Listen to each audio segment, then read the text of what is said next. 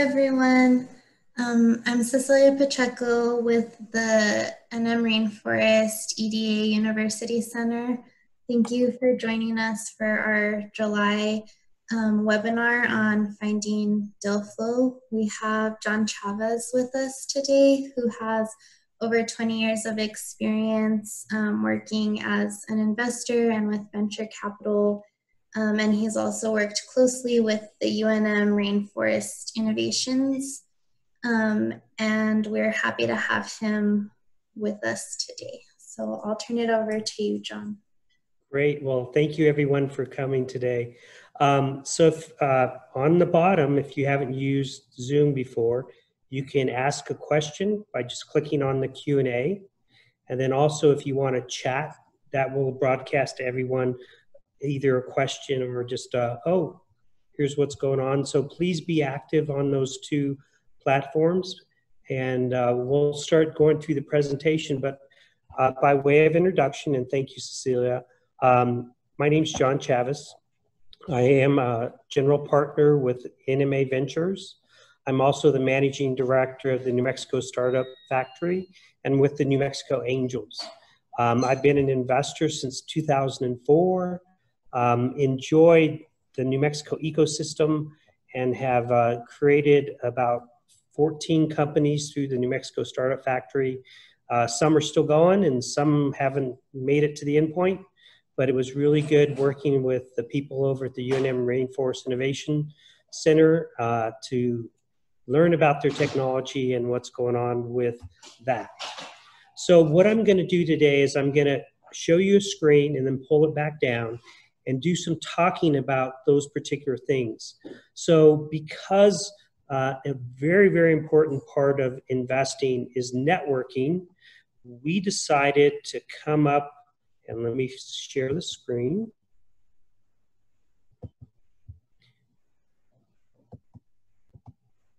See if we can do this.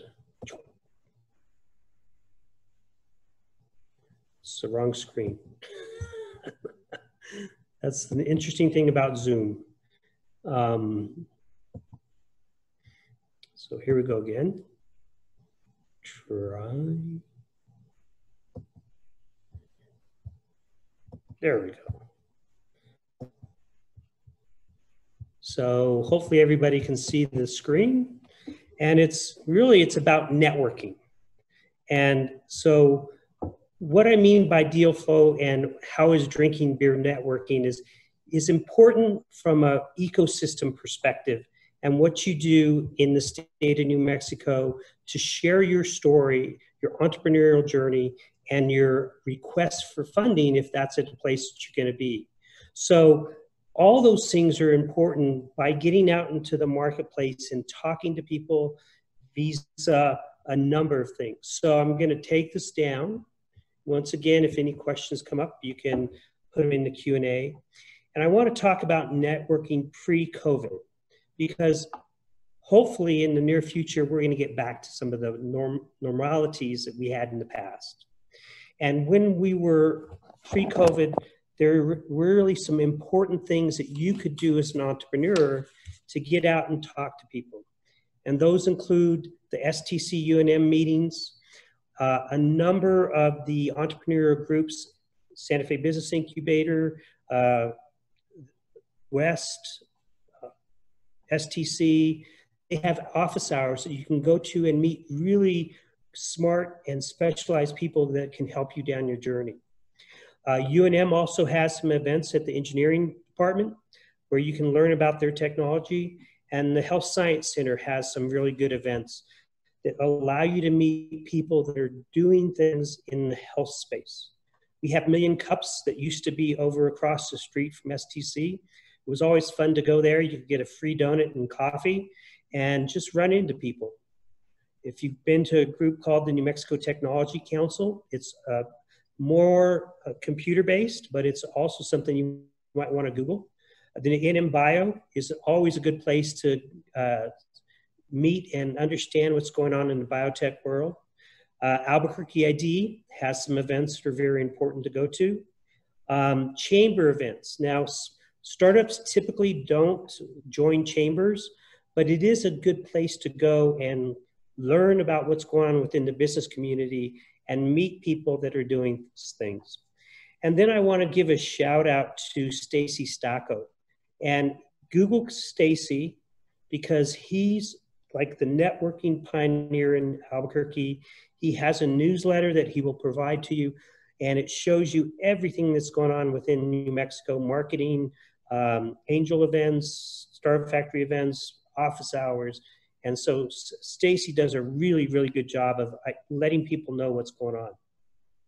So right now you can't do that, but it's still important to go out and network. And what I have done over the last 3 months is I've gotten more engaged on LinkedIn.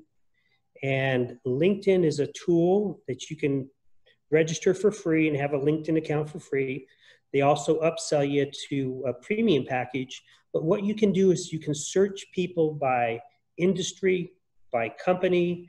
You can put in angel, you can put in venture capital, you can put in technology transfer, and it pulls up information and people that are doing those kind of things. And then you can reach out to them and say, hey, I want to connect with you. And I've had a couple good calls with people that I connected over LinkedIn to talk about companies that I'm involved with. So LinkedIn is a really good tool post-COVID, but you can use it also to move forward after things open up in the future. We have Zoom. Zoom is a good platform. You know, Microsoft has their product and there's a couple other ones, but setting up a Zoom account and reaching out to people that you can see and work with and share documents. You know, Andrea Garcia, who's with the Startup Factory, is on this call, and we do like 3 or 4 Zooms a week where we share information, look at documents, log into things, and it allows you to have that really good input into what's going on with your companies. Phone calls, a lot of phone calls lately because you can't say, hey, can I meet you at Starbucks? So instead you call. And then a lot of emails, a lot of emails going out and reaching out to people, just keeping them updated on what's going on. So one of the things that I really like to share with people is the consistency of networking. Especially once things shake out again and open up. I call it being there. In New Mexico, being successful, showing up is 95% of that being successful. And when you go out to these events that are very important as a networking person, it allows you to be seen and to see people. And what happens is over time, as you get more involved or just showing up, people will approach you and say, hey, I saw you last week. What are you working on? Let me tell you what I'm working on. So this consistency of being and consistency of networking is very important in the startup ecosystem, because you want to see who you're going to be working with. You want to understand what's going on with the ecosystem. The second thing that's important is that credibility. Being out there in the community and people knowing you, people talking to you, and people introducing you to other people is important from a credibility perspective. You know, if you just come in, and we've had this in New Mexico more than once, someone will come in from Chicago and say, hey, I'm at a venture capital fund. I'm the greatest since sliced bread. Tell us what's going on. And you do, and you say, okay, let's start working on something together. And you never hear from them again. So that credibility piece is so, so very important. And the last piece is just running into people and connecting with people. And I'll give you a good example. A gentleman that I used to work with years ago in a startup company called Samba Safety. He worked for a large company out in Atlanta. And we did business together. We sold data to each other and kept in contact with him through LinkedIn, went out and visited him once. And he called me about 3 months ago and said, hey, I'm looking at maybe starting a new company. Do you want to get involved? And so once again, it's being out there. It's that consistency of information and that consistency of credibility is very, very important to your network. So I'm going to share another slide here. Let's make sure I got the right one. There we go.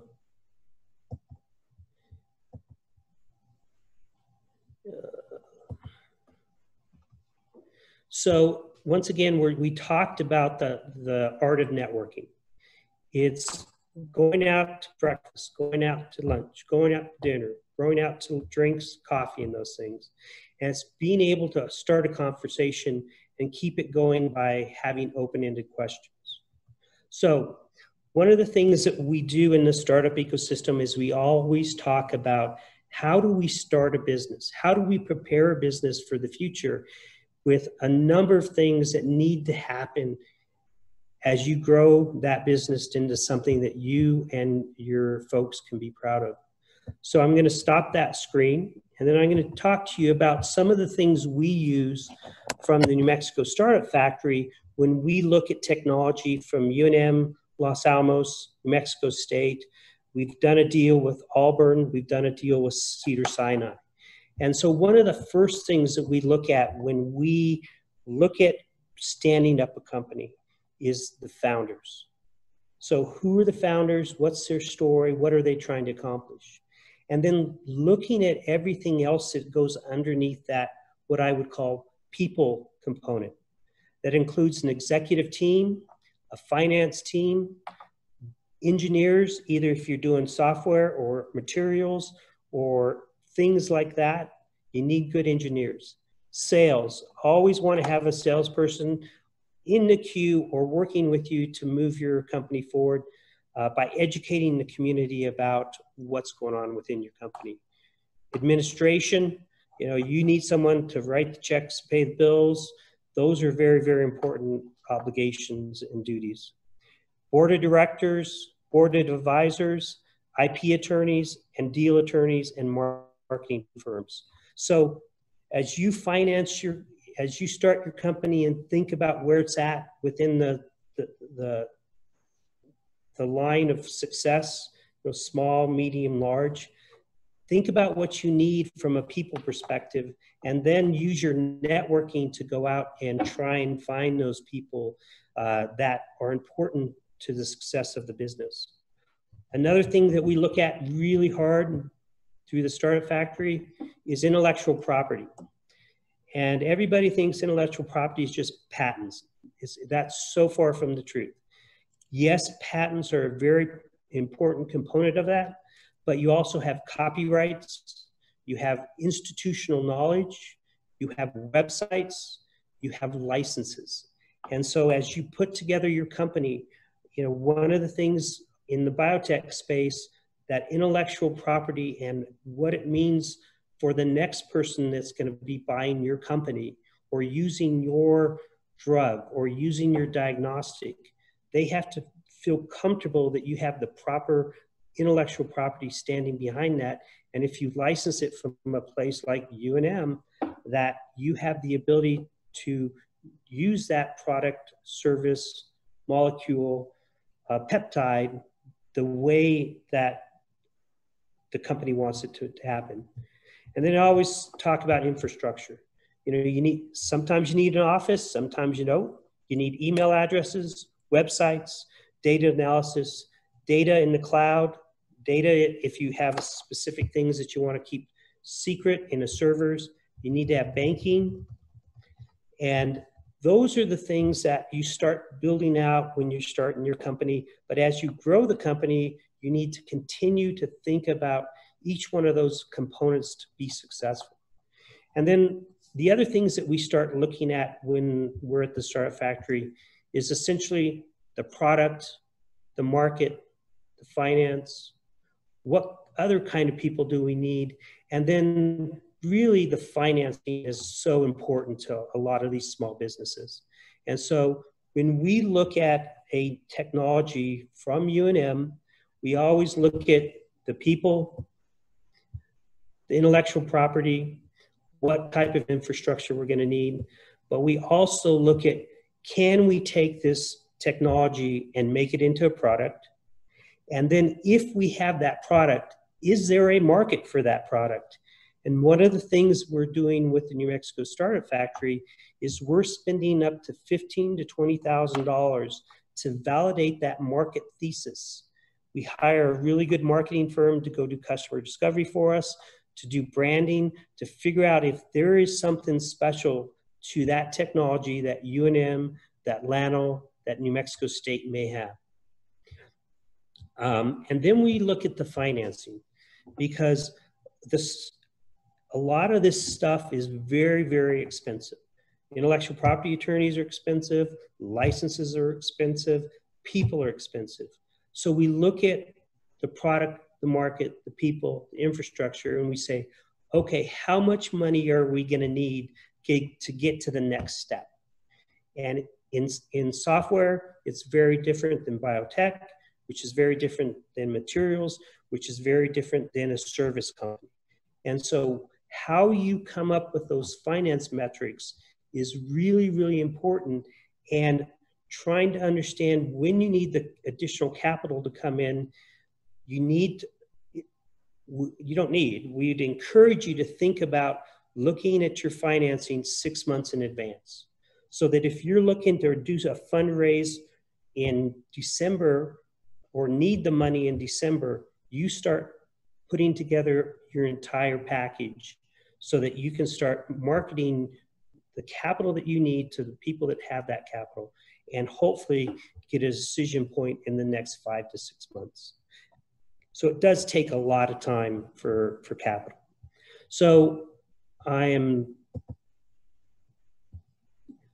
going to start talking about capital resources in New Mexico. And one of the things we hear a lot about is that there is no capital in New Mexico. And I have been arguing that there is over the last 15 years that I've been doing this. And so I want to talk about what I call the capital stack in New Mexico. And the capital stack is really from startup to growth. So think of a startup and they're successful and they start needing capital to grow their business and to potentially get an exit. So in New Mexico, when you think about it, when you start your company, it's typically funded by who? You, your friends, your family. So you really do put your capital behind it. It doesn't have to be cash. It can be just the time, effort that you're making to move that company forward. And the next step usually is friends and family. So that's talking to your dad, your mom, your cousin, your brother, your friends that you say, hey, I got something really, really cool here, and I think I can be a success. Come on board with me on this journey. Give me $10,000 and I'll give you X% of the company. And it's always important to correctly value that stake in the company, but also very, very important to document what that investment is for. Because if you're raising a next round, let's say you're successful and you move to the next level where maybe you're looking at some capital from a micro lender here in New Mexico, like West, the Loan Fund, and the new one was Spring something, and I apologize for not having that off the top of my head. But that type of capital, they want to know how your ownership structure is like. And so once again, going back to the friends and family round, you're going to want to make sure that you document and you memorialize everything so there's no confusion about how much your cousin or your brother or your father own within that particular company. And then as you move forward, at least in New Mexico, you do have a couple of angel groups out there that are actively soliciting deals and looking to put capital to work. Now you have the New Mexico Angels, and they typically do anywhere from $150,000 up to $150,000 to $200,000 in early stage funding. There's another, what I would call informal angel groups that do the same thing. So it's 5, 6, 7, 8 people that come together and look at opportunities and say, hey, we want to do a deal like this. Now, when you're thinking about angel money or venture money, you have to start thinking about your valuation model too. And valuation is essentially how much you believe or you think your company is worth in order to take investment dollars. And we've seen in New Mexico, we've seen valuations from 0 all the way up to $1 billion, where someone will approach us and say, hey, I got $1 billion idea. I need $10,000 to make it work. So I would own 0.00001% of that company, and I would never reach. So math and how the math works when you're looking to start a company and bring in investors. Other considerations with angels is you want to make sure that you're structured correctly. Angels invest in LLCs, they invest in C corporations, they invest in stock deals, common stock, preferred, or convertible notes. There's a couple things called a SAFE, and occasionally angel investors will invest in a SAFE, but it's a new type of security that a lot of angels don't understand, and so they sort of steer away from those kind of things. And once again, think about your financing that you're needing. If you need financing in December, you start in July. If you need financing next June, you start in January. It takes a lot of time to find the right investor for your company, but it also takes a lot of time just to go out there and educate the community about what you're trying to accomplish. And then going back to the New Mexico capital stack. The New Mexico capital stack is really been built up over the last 4 or 5 years. You have what's called the Catalyst funds. And actually these are 6 funds, and I'm a general partner in one. And typically they make investments anywhere from $200,000 up to $600,000 in seed stage companies.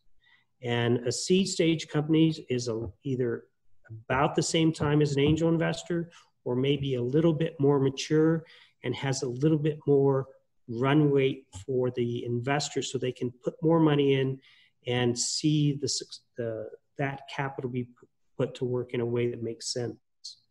So there's 6 Catalyst funds. There's the Arrowhead Innovation Fund. There's the Cottonwood Fund. There's the Blue Spring Fund up in Santa Fe, and they just do biotech. There's Tramway Ventures that just does biotech.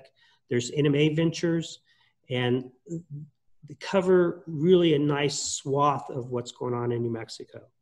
And they do have capital to deploy, which is very important.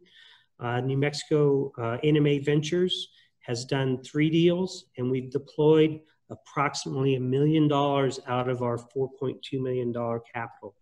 And we're continuing to look for new opportunities in that deal. And so once you step out of the Catalyst Fund, you step into a really mature venture capitalists and mature venture capital funds. And you have a number of those that are playing in the New Mexico market. You have Sun Mountain Capital. You have Springboard from Utah. You have Epic Ventures from Utah. You have a materials company out of San Francisco, and I'll remember their name in just a second.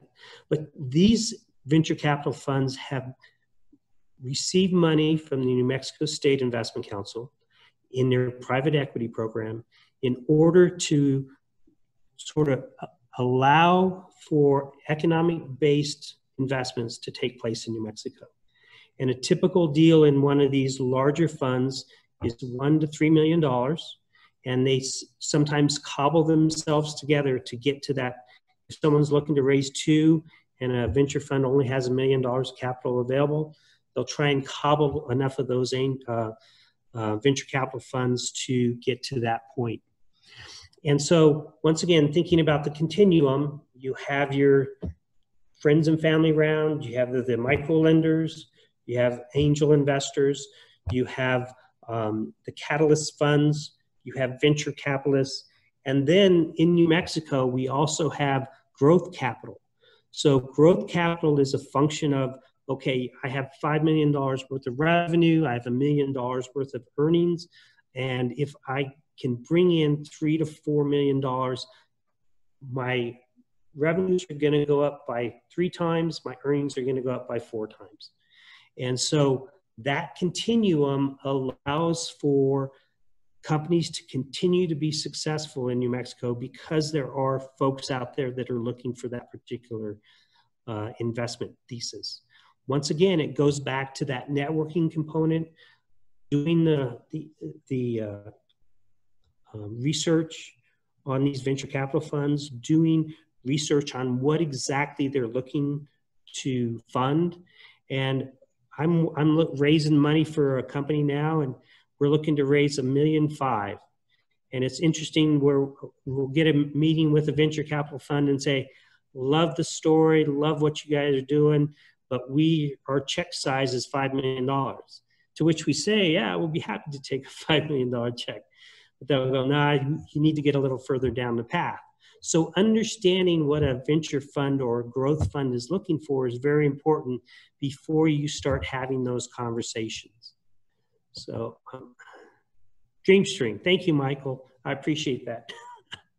It was Axiom. So thank you for that. So now, as you start thinking about financing, one of the things that's very important to understand what both angels and the venture catalyst funds and the venture capitalist folks are, is finding a right fit for their investment thesis, but also trying to understand how are they going to get their money back. And one of the things that we do when we do a pitch to any venture fund or anyone that we're trying to raise money through the New Mexico Startup Factory or through some other companies that we're involved with, we always try and put in what's called a exit strategy. And an exit strategy is essentially if you get to a valuation point where it makes sense for you to sell the company, how are you going to make that company monetize? Are you going to sell it to a strategic partner? Or are you going to sell it to someone within the particular industry? Or are you going to sell it to private equity? So from a perspective of, once again, going down the continuum of the growth of your company, always start thinking about what is my exit strategy and how am I going to articulate that message to the investors. So I'm going to go back and share a screen with you. Just take a second.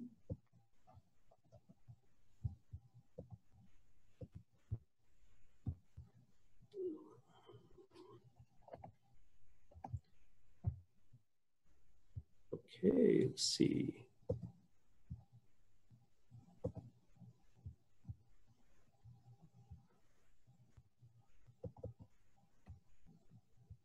That's not it. Sorry about that. Trying it again.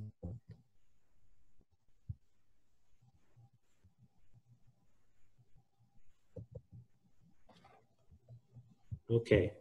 So the last thing I'm going to talk about today is this right down here. Not that one. This one, financial need. So we talked about the continuum of your company and where they're at. We've talked about the funding strategies.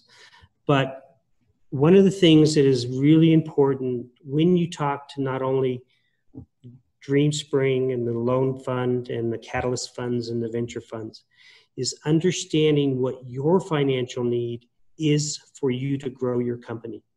And one of the things we always talk about when we're looking at these companies is to put together really a structure behind your finances. So if someone says, can I see a P&L and can I see a profit balance sheet, you can provide that to them. But when you're talking to people about providing you resources, it's important for them to know and for you to know is if I'm raising $500,000, where am I going to put that money? And how is it going to be used? We saw an interesting deal a week and a half ago to NMA Ventures, and they were raising $400,000 to bridge to quote unquote a contract. And of that $400,000, $288,000 was for salaries. And you would think, wow, they must have a big workforce. 3 people. So essentially $100,000 for 1 quarter for 3 people per person. And when you looked at the deal and you looked at the math behind it, it just didn't make any sense to even do the due diligence, because they were asking for us to pay for them while they're still waiting on that contract. We proposed, going back, that one, they don't take any salary. We pay some of the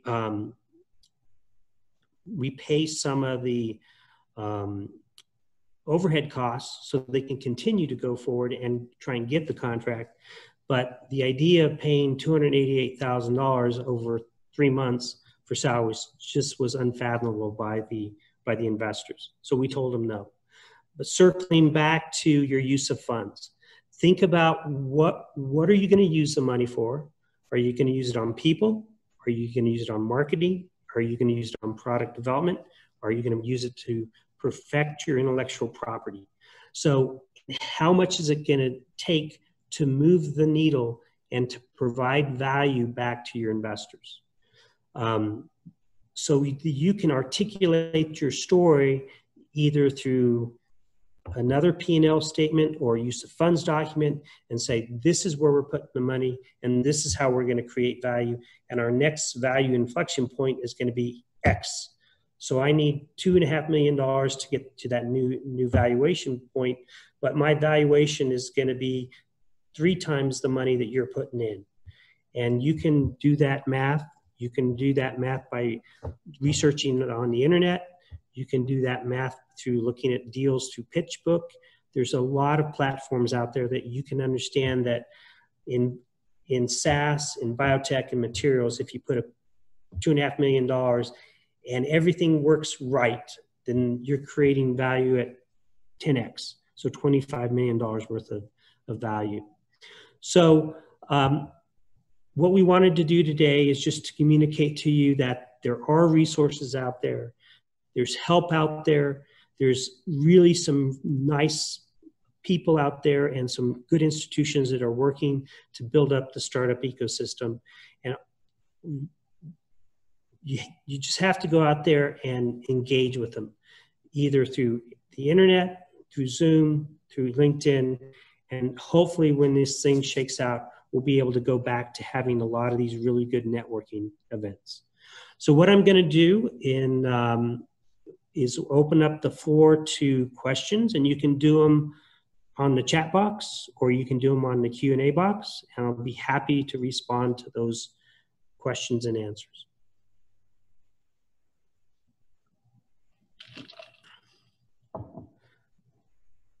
Come on, Drea, you can ask one question.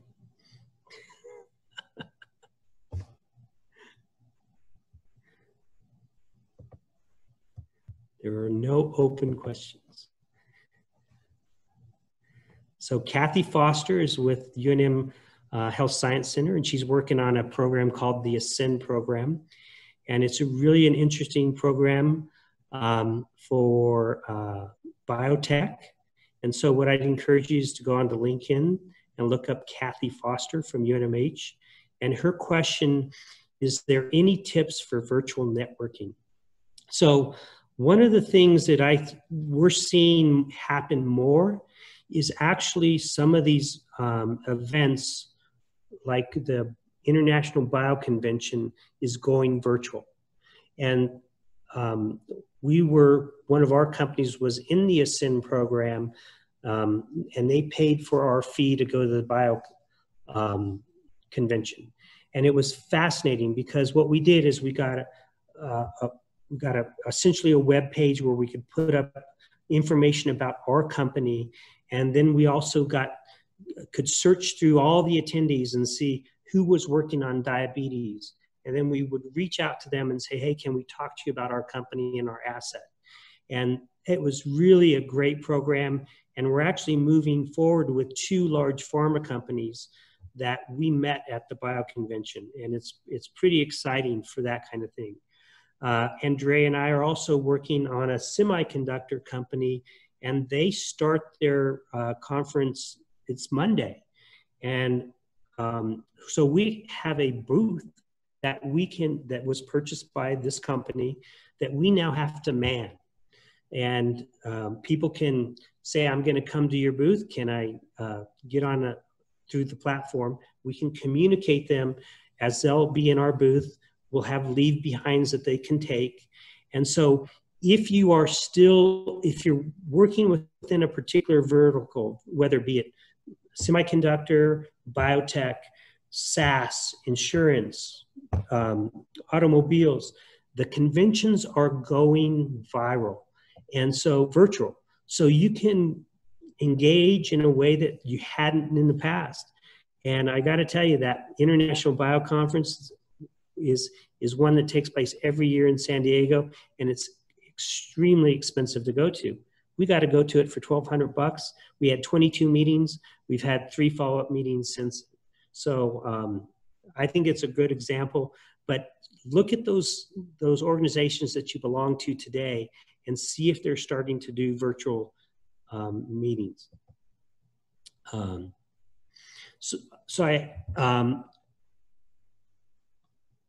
got 2 questions. What fund would you recommend for software and a phone app? So I'm going to answer that.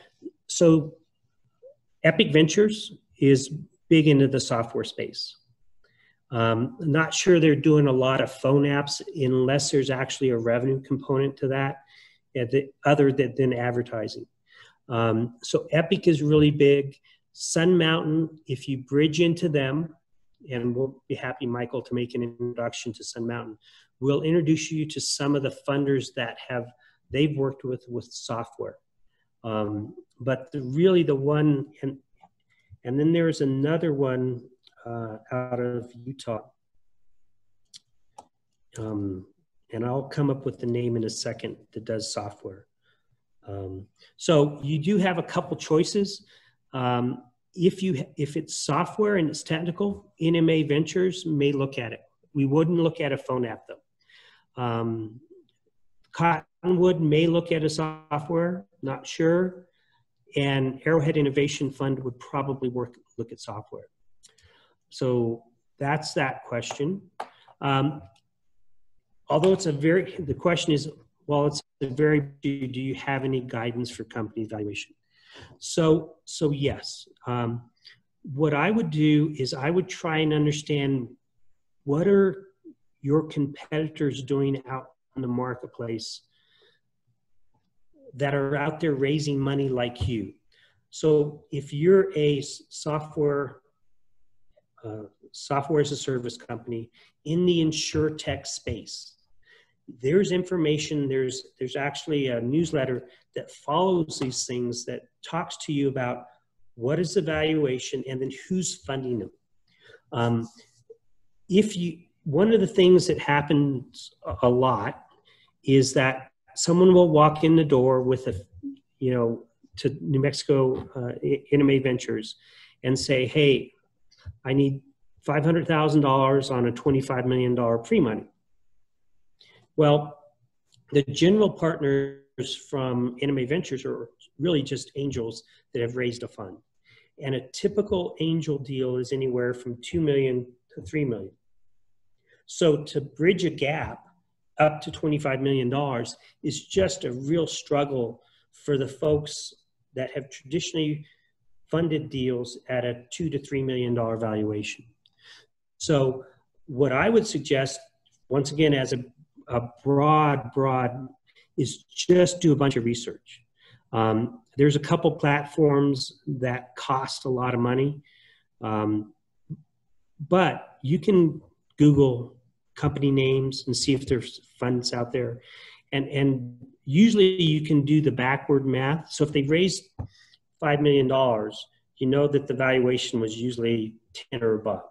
So the typical math is an investment deal, early stage seed, is usually gets you about 30% of the company. So if you're putting in $3 million, the pre-money value is 6, post-money value is 9. It's really about the math. So let's see if there's any more questions.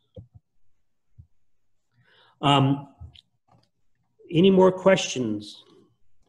Because I don't like to prolong these things. And we've had a really good audience, and thank you, all 18 of you, for sticking around. We do appreciate it. Let me give you my email address. I'll type it in the chat. And let's see, I'll close this and chat.